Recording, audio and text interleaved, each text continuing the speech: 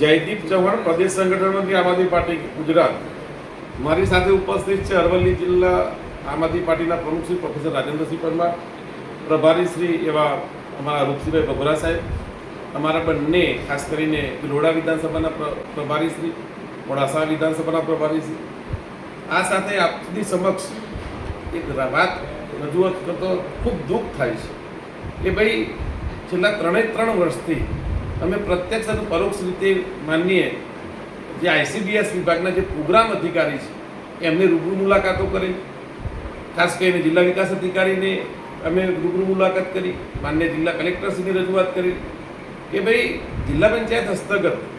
જે આઉટસોર્સિંગની ભરતી થાય છે ICDS વિભાગ અંતર્ગત, ખાસ કરીને બાલ ભોગ અને ખાસ કરીને ઓગણવાડી જે કાર્યકર્તાઓ છે એમની વારંવારની જે રજૂઆતો છે, ક્યાંક ને ક્યાંક એની અંદર 500 રૂપિયાના ભ્રષ્ટાચાર, એવા વિડીયો વાયરલ થયા, એવા ઓડિયો વાયરલ થયેલા છે, વગેરે વગેરે બાબતોને લઈ અમારી ટીમ દ્વારા વારંવાર રજૂઆત કરેલી છે કે ભાઈ ક્યાંક ને ક્યાંક આ જે ભરતી પ્રક્રિયામાં આઉટસોર્સિંગની જે ભરતી થાય છે જિલ્લા પંચાયતની અંદર, એમાં પ્રત્યક્ષ રીતે તમામ ઉમેદવારોને ન્યાય ન મળતો એમના મરતિયાઓને જે તે જેને કહેવાય કે પોસ્ટ ઉપર એમની નિયુક્તિ કરવામાં આવે છે અને આ જ નિયુક્તિ થયેલા જે આઉટસોર્સિંગના કેટલાક મનગમતા જે છે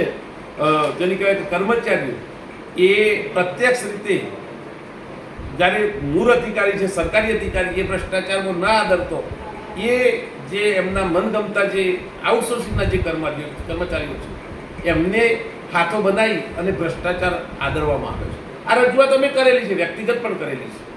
ક્યાંક આવેદનપત્ર પણ આપ્યું છે કે ભાઈ આઉટસોર્સિંગની ભરતી જે થાય છે એની પારદર્શિતા ક્યાંકનું ક્યાંક જિલ્લા પંચાયતમાં આ જે ખાસ કરીને અરવલ્લીની જે વાત કરવામાં આવે છે એ એમની ફોલો કરવામાં આવતી નથી. ત્યારે આજે માન્ય જિલ્લા કલેક્ટર શ્રી અરવલ્લી દ્વારા ઘટતી કાર્યવાહી કરવા માટે માન્ય જિલ્લા વિકાસ અધિકારી અરવલ્લીજીને એક પત્ર પાઠવવામાં આવ્યો છે અને જેની અંદર એમની ખુલાસા માગ્યા છે કે ભાઈ તમારા કાર્યક્ષેત્રનું લગત જે આ ખાસ કરીને ICDS વિભાગ છે, અન્ય જે વિભાગો છે કે જેમાં આઉટસોર્સિંગની જે ભરતી થયેલી છે એમાં ક્યાંક ને ક્યાંક પારદર્શિતા નથી. તો જ્યારે સૂચક પત્રથી અમને પણ ક્યાંક ને ક્યાંક માન્ય કલેક્ટરશ્રીએ પણ ક્યાંક આ પત્ર દ્વારા એવું ક્યાંક પ્રત્યક્ષ રીતે પરોક્ષ રીતે ક્યાંક એમને લાગી છે શંકા, અને માટે જ લેખિત ખુલાસાઓ આપવા માટે અને ખાસ કરીને અરજીકર્તાને અને પ્રત્યાચાર આપવા માટે એમના દ્વારા જણાવેલું છે. આશા રાખીએ છીએ કે ઘણી બધી રજૂઆતો જ્યારે મૌખિક અને ક્યાંક ને ક્યાંક આવેદનપત્રના સ્વરૂપમાં અપાઈ છે તો ઇન ટાઈમ આ માન્ય કલેક્ટરશ્રી દ્વારા જે લેટર પાઠવવામાં આવેલો છે માન્ય જિલ્લા વિકાસ અધિકારીશ્રીને કે તમામ ચાહે RNB હોય, ચાહે ICDS હોય, ચાહે